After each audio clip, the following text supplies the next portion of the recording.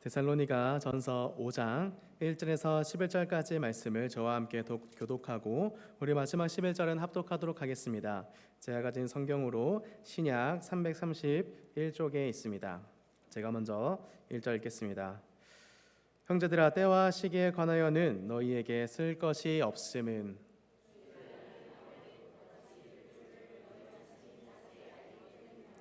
그들이 평안하다 안전하다 할 그때에 임신한 여자에게 해산의 고통이 이름과 같이 멸망이 갑자기 그들에게 이르리니 결코 피하지 못하리라.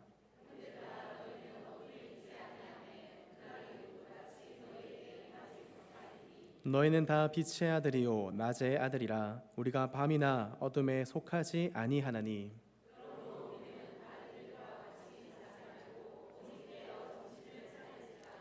자는 자들은 밤에 자고 취하는 자들은 밤에 취하되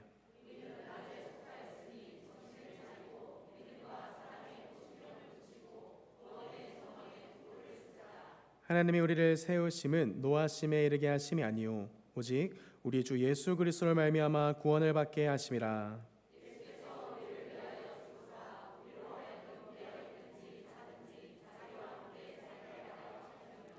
그러므로 피차 권면하고 서로 덕을 세우기를 너희가 하는 것 같이 하라. 아멘.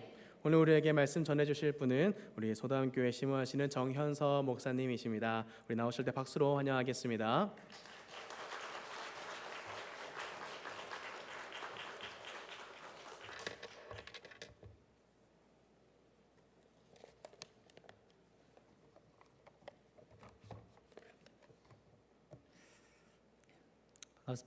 반갑습니다. 네, 백경태 목사님은 저랑 나이가 같은 친구이기도 하고요. 그리고 SFC 간사 동기이기도 하고 우리 신대원 입학 동기이기도 합니다. 저는 신대원을 1년 끌어가지고 졸업을 같이 못했거든요. 저희 집에 갑자기 아기들이 많이 태어나가지고 이제 육아를 위해서 1년 꾸는 바람에 졸업은 같이 못했지만 같이 입학했습니다. 이거 농담인데 백경태 목사님 보기와 다르게 신대원에서 공부 정말 열심히 했습니다. 이 아이패드 조그만 아이패드에 옛날에 그 아이패드 펜 요즘처럼 그렇게 안 좋았거든요. 뒤에 이제 고무 팁 그거 확대해 가면서 필기를 엄청 열심히 하더라고요. 뭘 저렇게 맨날 열심히 쓰나 보니까 수업 시간에 되게 공부를 보기와 다르게 아주 열심히 했던 기억이 납니다. 우리 친구 또 동기 우리 목사님께서 심우하시는 교회에서 말씀을 전할 수 있게 되어서 되게 영광입니다. 우리 당회와 성도님들께 감사드립니다. 사도행전 17장에 의하면 바울 사도께서 2차 전도 여행 기간에 데살로니가에서 3주 정도 사역을 했습니다. 데살로니가는 오늘날 그리스에 위치한 곳이었는데요. 3주를 머물면서 데살로니가 사람들에게 복음을 전했습니다. 그 복음 전도 사역이 열매를 맺어서 그곳에 교회가 설립이 되었습니다. 올해 저는 진주에서 교회를 개척해서 사역하고 있는 입장에서 바울이 너무 부러운 것 같습니다. 왜냐하면 3주 복음 전했는데 교회가 세워진 거예요. 저는 3주 훨씬 넘었는데 아직까지 전혀 교회가 세워질 기미가 안 보이기 때문에 아주 이제 바울이 부러운 것 같습니다. 바울 사도께서 데살로니가 바로 그 교회에 보낸 편지가 데살로니가 전서입니다. 그리고 오늘 본문 데살로니가 전서 5장은 특별히 예수님의 재림에 관한 내용을 기록하고 있는데요. 성경은 부활 승천하신 예수님께서 이 땅에 다시 오실 것이다라고 말씀을 하는데요. 이를 재림이라고 합니다. 여러분, 과학과 기술 문명이 고도로 발달한 현대 사회입니다. 이 시대를 살아가는 현대인들은 기독교의 재림 교리를 어떻게 생각할까요? 판타지 소설처럼 생각하지 않거나 아니면은 뭔가 사이비 종교 집단에서 이야기하는 이상한 가르침 정도로 생각하지 않을까라는 생각이 들기도 합니다. 또 한편으로는 기독교인들이 고통스러운 현실을 도피하기 위해서 회피하기 위한 도피처 정도로 생각하지 않을까? 우리가 가진 재림 교리를. 그런 생각이 문득 제 머릿속을 지나갔습니다. 여러분은 어떻게 생각하십니까? 예수님께서 다시 오실 이 재림 교리, 여러분들에게는 판타지 소설이 아니었으면 좋겠고 현실 도피 수단이 아니었으면 좋겠습니다. 이 시간 본문 말씀을 통해서 예수님 재림에 대한 소망이 여러분에게 회복되시고 그 소망이 빚어내는, 소망이 만들어내는 그 삶이 회복되는 저와 여러분 되시기를 바랍니다. 본문을 통해서 세 가지 주제를 살펴보려고 하는데요. 첫 번째는 예수님의 재림을 소망하는 사람은 인내하면서 기다린다라는 것입니다. 본문 1절 말씀을 한번 보십시오. 바울 사도께서 데살로니가 교회 교인들에게 때와 시기에 관하여는 너희에게 쓸 것이 없다라고 하는데요. 여기서 때와 시기는 예수님께서 재림하실 구체적인 날짜, 그 시기를 말합니다. 여러분, 예수님의 재림은 장차 이루어질 역사적 사건입니다. 재림이 장차 이루어질 사건이면 구체적인 재림의 날짜, 시기는 언제일까요? 바울 사도께서 데살로니가 교인들에게 재림의 때와 시기에 관하여는 너희에게 쓸 것이 없다라고 하는데 그 이유가 무엇입니까? 2절 말씀을 보시면 주의 날이 밤에 도둑같이 이를 줄을 너희 자신이 알기 때문이라. 여러분, 도둑은 예고 없이 찾아옵니다. 예수님의 재림도 예고 없이 이 땅에 도래할 사건입니다. 재림의 구체적인 시기, 몇 년, 몇 월, 며칠에 예수님 재림할 거다라고 이야기하는 교회가 있으면 여러분들은 빨리 그곳에서 나오셔야 됩니다. 여러분, 데살로니가 교인들은 예수님의 재림이 예고 없이 이 땅에 도래하게 될 것이다라는 재림에 대한 지식을 이미 가지고 있었습니다. 때문에 바울 사도는 그 때와 시기에 관해서는 아예 언급할 필요가 없었던 겁니다. 근데 바울 사도께서 어떻게 하고 있습니까? 때와 시기에 관하여 너희에게 쓸 것이 없다라고 하면서 때와 시기에 관한 주제를 사실상 언급을 하고 있는 겁니다. 그 이유가 무엇일까요? 우리는 그 이유를 1절에 기록되어 있는 쓰다라는 동사를 통해서 알 수가 있는데요. 그러면 이 쓰다라는 이 표현에는 수동적인 의미가 포함이 되어 있습니다. 바울 사도께서 이 수동적인 의미가 포함되어 있는 이 말은 어쩔 수 없이 쓴다라는 그런 의미인데요. 이 의미가 포함되어 있는 쓰다를 통해서 하고 싶은 말이 있습니다. 지금 어떤 외부적인 요인 때문에 어쩔 수 없이 내가 때와 시기에 관해서 언급한다라는 것입니다. 우리는 어떤 부문에 대한 지식을 가지고 있다고 해서 그 지식의 내용에 우리의 마음과 행동이 항상 부합하는 것은 아닌데요. 지식에 동의하지 않아서가 아닙니다. 마음과 행동이 부합하지 못하게 하는 어떤 요인들이 있기 때문입니다. 마찬가지입니다. 데살로니가 교인들은 때와 시기에 관한 바른 지식을 가지고 있었습니다. 도둑같이 예고 없이 찾아올 것이라는 지식을요. 그럼에도 구체적인 시기에 대한 관심을 가지게 만드는 외부적인 요인이 있었습니다. 바울은 그 외부적인 요인 때문에 어쩔 수 없이 때와 시기에 관해서 언급을 하는 것입니다. 그 요인이 무엇일까요? 데살로니가 교인들이 겪고 있던 환난입니다. 데살로니가 교인들은 환난이라는 이 요인 때문에 재림의 구체적인 시기에 대해서 관심이 생긴 겁니다. 그들은 어떤 환난을 받고 있었을까요? 3절을 보시면 데살로니가 교인들을 짓누르고 있었던, 그들을 고통스럽게 하고 있었던 환난에 대해서 말씀을 하는데요. 3절을 보시면 이렇게 말합니다. 그들이 평안하다 안전하다 할 그때에, 이것은 팍스 로마나, 로마의 대제국 로마의 다스림 아래 있을 때에 평화가 있다라고 한 로마의 강력한 통치 시기를 말하는 겁니다. 당시 데살로니가는 대제국 로마에 의해서 점령당한 이후에 기원전 42년 자유도시로 승격되었습니다. 여러분, 자유도시민들은 특별한 권리를 누릴 수 있었는데요. 그 권리를 누리기 위해서는 로마 황제에게 충성을 맹세해야 했습니다. 로마 황제에게 충성을 맹세하는 것은 곧 황제 숭배를 의미했고, 황제 숭배는 음란하고 비윤리적인 혼합 종교 숭배를 의미했습니다. 대다수 데살로니가 시민들은 데살로니가에서 자유 도시민으로서의 특권을 누리기 위해서 황제 숭배에 가담했습니다. 유대인들도 동조했는데요. 문제는 황제 숭배에 동참한 이 유대인들이 데살로니가 교인들에게도 황제 숭배를 강요한 겁니다. 데살로니가 교인들은 황제를 숭배할 수 없었습니다. 오직 그들에게 주는 예수 그리스도 하나님밖에 없었기 때문입니다. 그 결과 어떻게 되었을까요? 황제 숭배자들이 누릴 수 있었던 그 모든 권리들을 데살로니가 교인들이 다 상실해 버린 겁니다. 남들이 다 누릴 수 있는 권리 상실이 데살로니가 교인들을 짓누르고 있었던 환란인 겁니다. 여러분, 마땅한 권리를 상실하는 것이 어떻게 환란이 될 수 있을까요? 예를 들어 키메시에서 시민 모두에게 매월 1,000만 원씩 준다라고 생각을 한번 해보십시오. 생각만 해도 기분이 좋죠? 그런데 한 가지 조건이 있습니다. 매 주일에 이루어지는 지역 행사에 참여하는 겁니다. 여러분은 어떻게 하시겠습니까?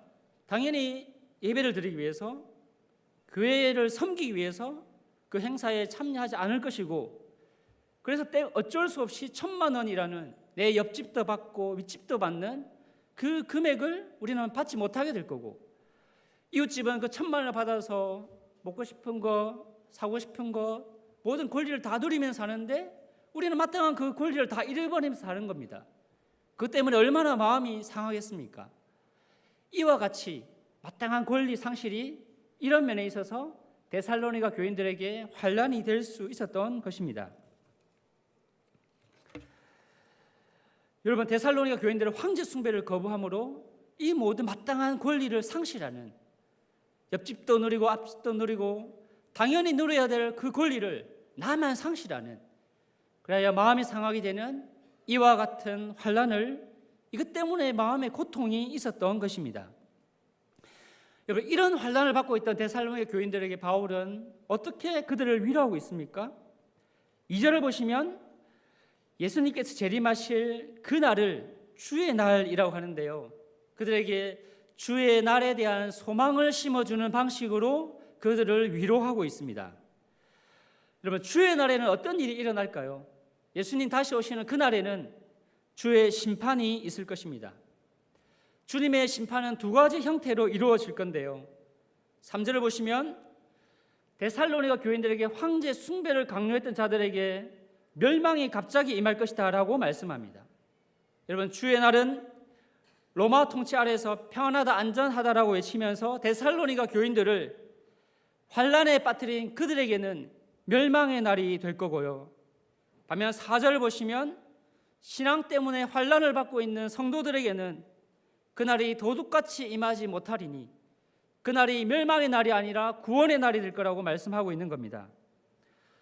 이처럼 바울 사도는 환란 중에 있는 성도들에게 선과 악을 공정하게 심판하시 그 주님의 날에 대한 소망을 심어주는 방식으로 그들을 위로하고 있습니다. 다른 어줍지 않은 위로가 아니라 주의 날에 대한 그 소망, 선악간 공정한 심판이 있을 그날이 반드시 이 땅에 이루어질 것에 대한 소망을 심어주므로 고통받고 있는, 환난받고 있는, 신앙 때문에 고난받고 있는 그들을 지금 위로하고 있는 것입니다. 여러분, 주의 날에 대한 이 소망이 빚어내는 것이 있습니다. 그것이 무엇일까요? 그럼 저는 2002년 1월 23일에 군대에 입대했습니다. 훈련소를 수료하고 실무에 가니까 고참들이 저에게 자꾸 눈을 감아 보라고 하셨습니다. 눈을 감았더니 뭐가 보이냐? 아무것도 안 보입니다. 그게 너의 군생활이다 라고 이렇게 말씀을 해주셨습니다. 제가 훈련소에서 고등학교 2학년 때 처음 교회를 갔고 신앙이 별로 없는 상태에서 군대를 갔습니다. 훈련소에서 기독교 종교 활동을 하는 첫 주 찬송을 부르는데 눈물이 너무 나는 거예요. 은혜 받아서 난 것이 아니고 너무 막막해서 이렇게 내 인생이 끝나는구나. 정말 그 막막한 시간이었던 것 같습니다. 여러분, 그 막막한 시간, 그 시간을 인내하게 해주는 한 줄기 빛과 같은 소망이 있었는데요. 무엇이었을까요? 2004년 3월 8일 저녁일이었습니다. 그 저녁일만 바라보면서 힘든 그 어려운 생활들을 견디고 인내했던 것 같습니다. 여러분, 신앙 때문에 받는 환난 가운데서 여러분을 견디고 인내하게 하는 것이 무엇일까요? 어떤 긍정적인 마인드이겠습니까? 아니면은 수백만 원, 수천만 원, 큰 돈이 여러분을 인내하고 견디게 만들겠습니까? 선과 악에 대한 구원과 멸망의 심판이 있을 주의 날이 반드시 이루어질 것이다라는 소망이 여러분을 환난 가운데서 견디고 인내하게 하는 겁니다. 여러분, 세상 사람들이 예수님의 우리의 이 재림 교리를 판타지 소설처럼 조롱할는지는 모르겠지만 그럼에도 주의 재림은 장차 반드시 이루어질 사건입니다. 여러분이 이 사건을 확신하셔서, 이 사실을 확신하셔서 주의 그 재림에 대한 소망이 회복되는 저와 여러분이 되셨으면 좋겠습니다. 그래서 초대교회 성도들처럼 마라나타, 주 예수여 어서 오십시오라는 이 고백이 우리 마음 깊은 곳에서부터 진정으로 우러나오는 저와 여러분이 되셨으면 좋겠습니다. 그 소망이 여러분이 믿음 때문에 받는 그 환난 가운데서 여러분을 견디고 인내하게 해 줄 것입니다.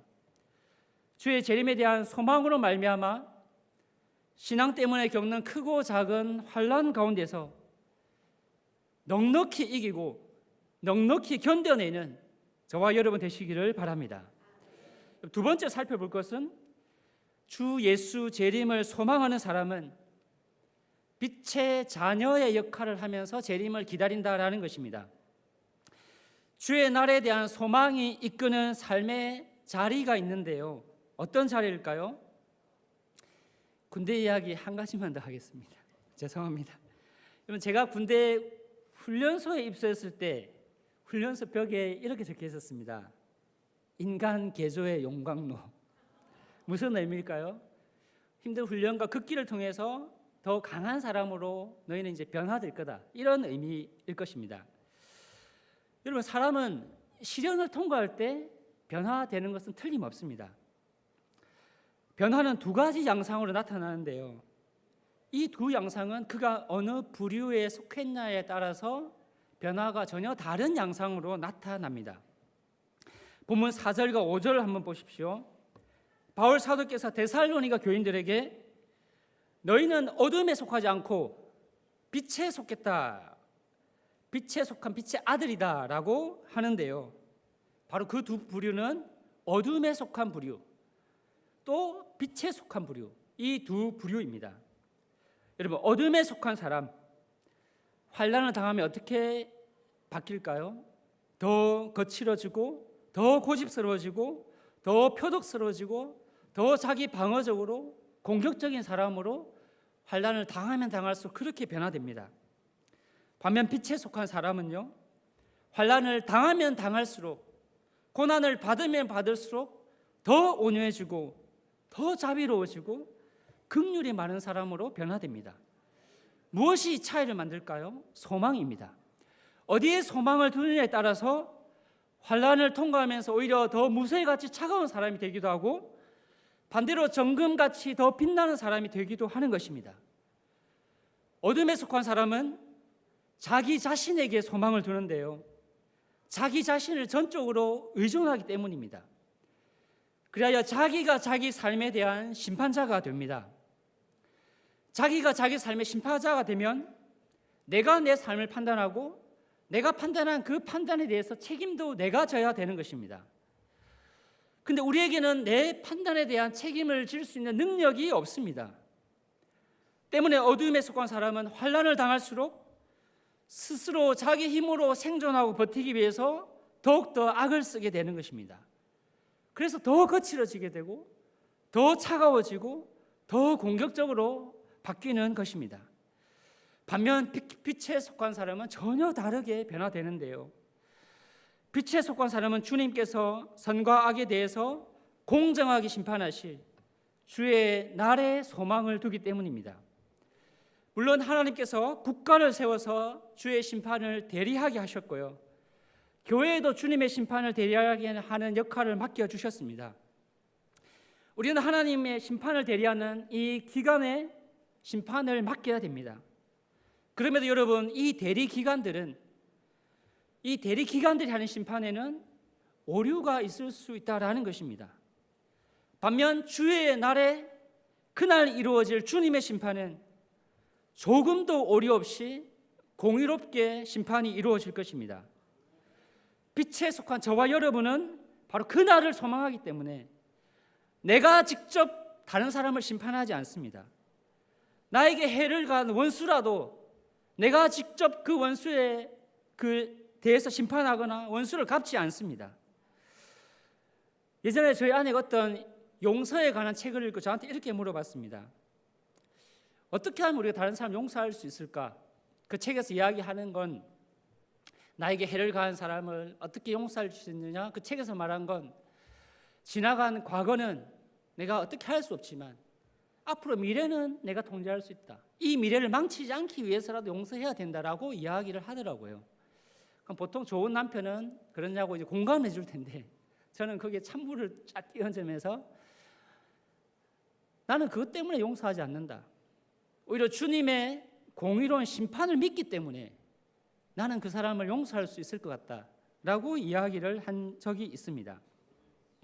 여러분, 나보다 훨씬 더 공의롭게 한 점의 오류도 없이 선악간 심판하실 그 심판주, 우리 주님께 심판을 맡기고 우리는 빛이신 하나님의 자녀로서 부여받은 빛의 아들로서의 역할을 감당하며 충실할 뿐입니다. 주님의 책망을 받을 만한 일이 혹시 나에게는 있지 않은지, 내가 나에게 잘못을 한 사람에게 대해서 그 잘못을 갚아주는데 잘못한 것보다 100배, 1000배 혹시 내가 갚아주고 있는 것은 아닌지, 주님 앞에 섰을 때 나는 혹시 주님께 책망받을 만한 일이 있는 것은 아닌지, 그것을 살피는 것이 빛의 자녀의 역할입니다. 반면 다른 사람에게는 오히려 긍휼과 용서와 자비를 베푸는 역할, 이것이 주의 공의로운 심판을 믿는 사람이 행하는 빛의 자녀의 역할입니다. 여러분은 어떤 역할을 하시겠습니까? 어둠에 속한 자처럼 심판자가 되겠습니까? 빛에 속한 빛의 자녀의 역할을 하시겠습니까?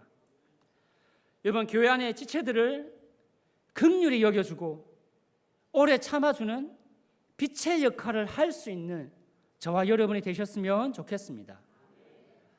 내가 인격이 훌륭해서가 아니라 주의 그 재림의 날, 공의로운 심판의 날을 믿기 때문에 우리가 해야 할 마땅한 일은 빛의 자녀의 역할임을 알고, 때문에 다른 지체들을 오래 참아주고 긍휼히 여겨주고 용서해 줄 수 있는 빛의 자녀의 역할을 감당하는 저와 여러분이 되셨으면 좋겠습니다. 그리고 교회 안의 지체 중에서 한 사람도 그 형벌의 자리에 서지 않도록 빛의 역할을 감당하셨으면 좋겠습니다. 어떻게 해요?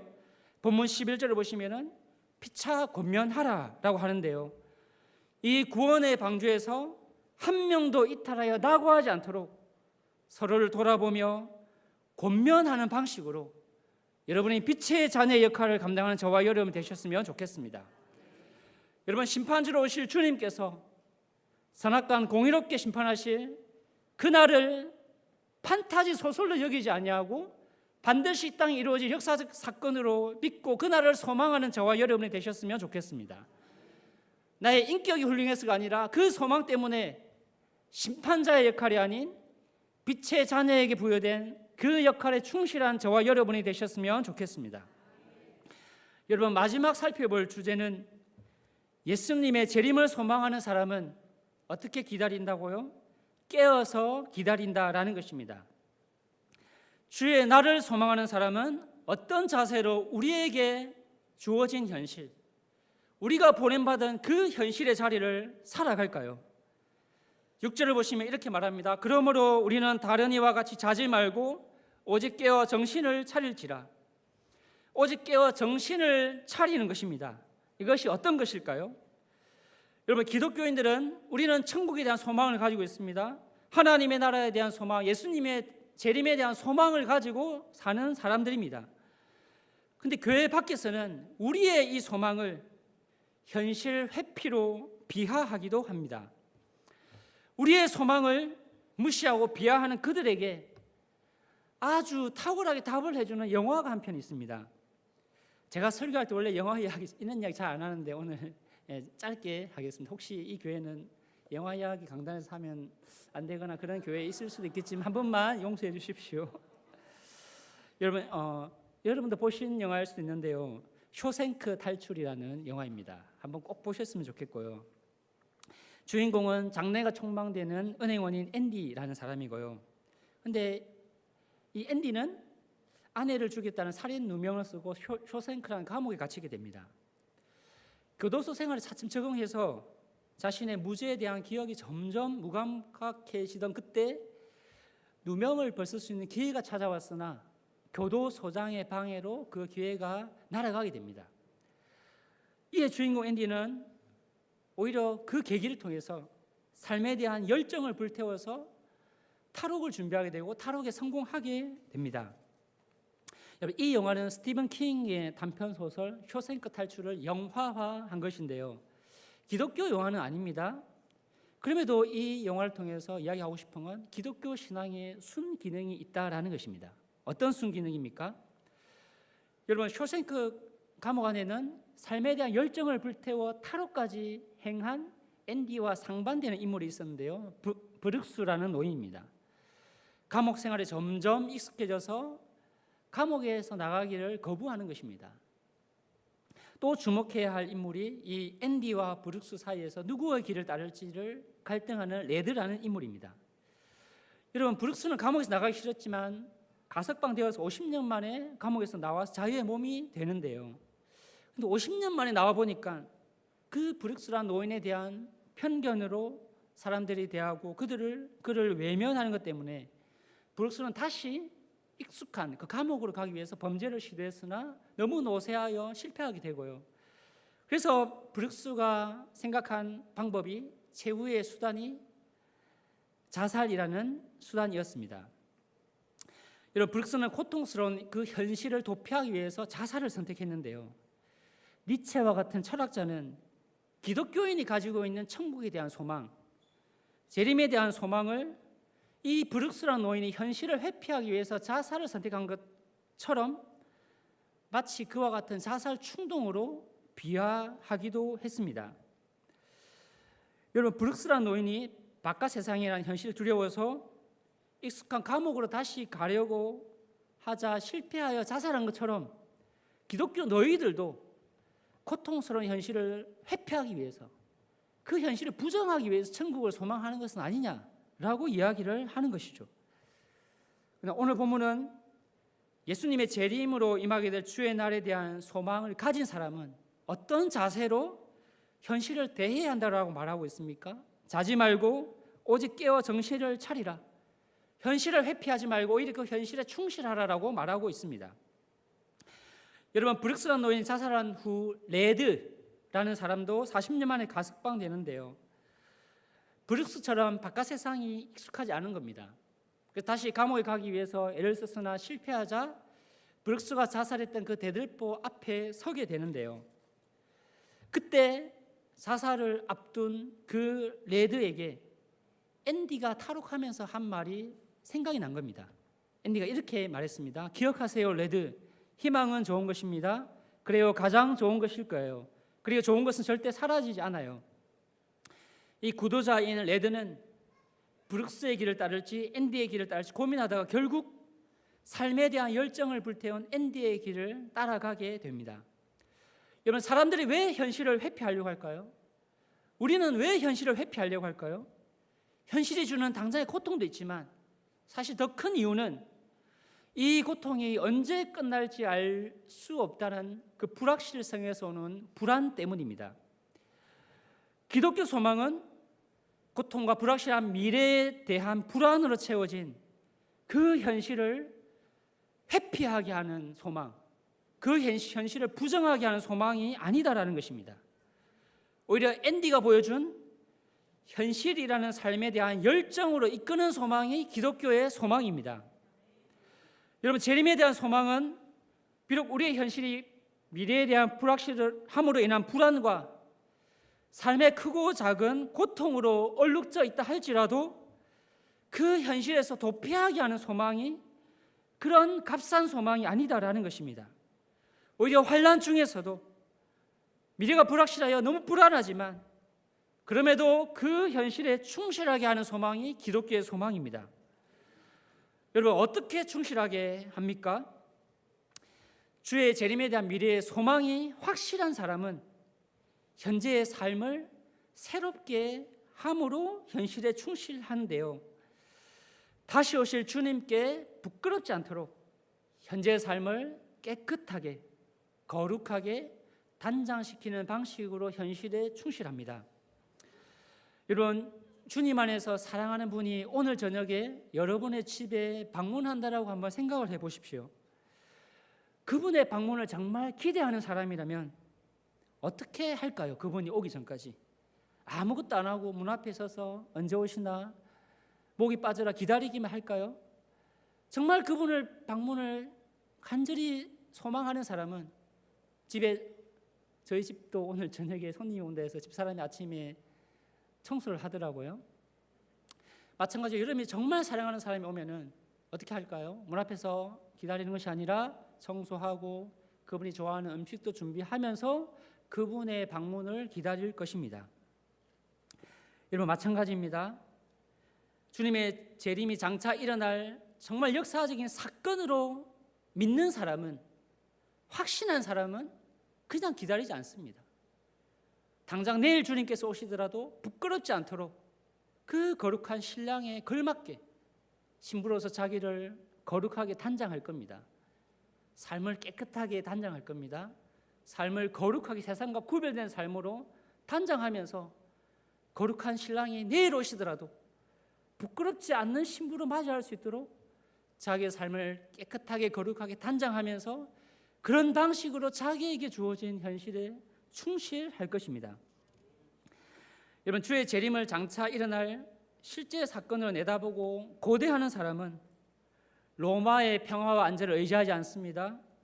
이 세상 가치가 이야기하는 이 가치를 따라 사는 것이 인생의 복이다라고 이야기하는 그 가치를 따라서 자기의 삶의 안정을 도모하지 않습니다. 환난을 받더라도 마음이 상하더라도 세상 가치의 강요를 거부하게 될 것입니다.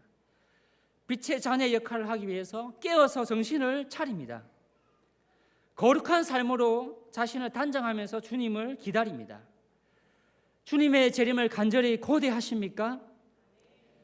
재림에 대한 그 소망으로 여러분이 부여받은 현실에서 낮에 속한 자답게 자신을 거룩하게 단장하며 주님의 재림을 기다리는 저와 여러분 되시기를 바랍니다.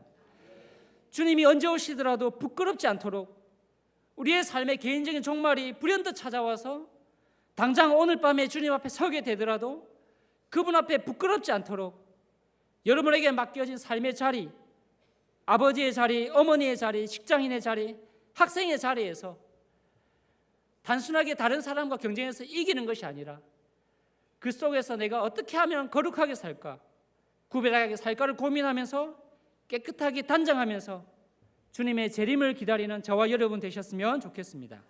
말씀을 맺겠습니다. 이 데살로니가 전서를 기록한 바울, 그 시대의 노예 종은 어떤 주인을 만나느냐에 따라서 인생이 180도 바뀌었습니다. 악한 주인을 만나는 것은 가혹하고 무자비하고 비참한 삶이 예고되었습니다. 반면 선한 주인을 만나는 것은 그동안 궁핍한 환경에 처한 사람에게는 오히려 새로운 삶의 기회가 열리는 것이었습니다. 바울은 예수님의 강림을 말할 때 예수님을 주로 칭하는데요, 바울에게 주이신 그 그리스도, 어떤 그리스도이셨을까요? 무자비한 그리스도이셨겠습니까? 그 어떤 그 시대 주인들보다도 관대하며 자비로운 주였습니다. 그 예수 그리스도의 소유가 된다라는 것, 그분의 종이 된다라는 것은 속박이 아니라 더 이상 자기가 자기의 삶을 책임지지 않아도 되는 복이요, 하나님의 그 모든 소유가 나에게 이양되는 특별한 권리였다라는 것입니다. 여러분, 자비롭고 관대한 그 주님께서 마지막 날 온 세상의 심판주로 오실 것입니다. 어둠에 속한 자들에게는 멸망의 심판주로 오실 것이고요, 반면 빛에 속한 저와 여러분에게는 그 누구보다도 자비롭고 관대한 그런 주님으로 오실 것입니다. 때문에 주님 오시는 그 날이 우리에게는 두려운 날이 아닙니다. 오히려 적극적으로 기대하며 기다려지는 사건입니다. 여러분, 물질 문명이 주는 풍요와 편리함으로 인해서 우리는 나그네의 정체성을 잃어버린 것 같습니다. 이런 저와 여러분의 삶에 누구보다도 자비롭고 관대한 주님으로 오실 예수 재림에 대한 소망이 회복되었으면 좋겠습니다. 회복된 소망이 여러분의 흔들리는 믿음을 붙잡아 주게 될 것입니다. 이 약한 시대 가운데서 믿음으로 한번 살아보려고 하니까 너무 손해보는 것이 많고, 믿음으로 살아보려고 하니까 억울한 일을 당해야 될 게 너무 많아서 그냥 포기하고 싶은 이 믿음 흔들리는 이런 우리를, 그 흔들리는 믿음을 무엇이 잡아줄 수 있습니까? 소망입니다. 이 소망이 흔들리는 여러분의 믿음을 견고하게 붙잡아 주게 될 것입니다. 그래야 때로는 상대적인 박탈감, 상대적인 궁핍 때문에 마음이 상하기도 하고, 때로는 너무 억울하기도 하지만 하나님이 맡겨주신 그 현실을 회피하지 않고 오히려 그 자리에 서서 넉넉히 견디고 인내하게 할 것입니다. 소망이 이런 일을 하는 것입니다. 흔들리는 우리의 믿음을 붙잡아 인내를 만들어내는 주의 날에 대한 소망을 여러분이 겪고 있는 환난, 바로 그 한복판에서 이 소망을 노래하는 저와 여러분의 복된 삶이 되시기를 바랍니다. 우리 주신 말씀을 생각하면서 함께 기도하겠습니다. 여러분, 주 예수 재림에 대한 소망은 막연한 희망도 아니고요, 근거 없는 희망도 아니고, 판타지 소설도 아니고, 사이비 종교 집단에서 이야기하는 거짓 가르침도 아닙니다. 반드시 장차 일어날 역사적 사건입니다. 여러분이 그 날을 소망하십시오. 그 소망은 뜬구름 잡는 소망이 안 될 것입니다. 환난 때문에, 믿음 때문에 여러분이 마음 상하고 받는 그 고난, 그래서 흔들리는 그 믿음을, 그 소망이 붙잡아 주게 될 것입니다. 내 현실은 너무 고달파서 다 집어치우고 떠나고 싶지만 그 소망이 그 자리에서 그 믿음을 붙잡을 수 있도록 그 믿음을 붙잡아 줄 것입니다. 이 시간 기도하실 때 주 예수 재림에 대한 확실한 소망을 가지게 해주십시오. 내가 성품이 좋아서가 아니라 그 소망 때문에 빛의 자녀의 역할을 하고 환난 가운데서 인내하면서 회피하고 싶은 그 현실을 떠나지 아니하고 그 환난 가운데서 주 예수 재림에 대한 소망을 노래하는 우리의 삶이 되게 해주시기를, 그 소망이 흔들리는 내 믿음을 붙잡아 주시기를 우리 함께 기도하겠습니다. 기도하시겠습니다. 자비로우신 아버지 하나님, 주 예수 그리스도께서 오실 그날을 간절히 고대하옵나이다.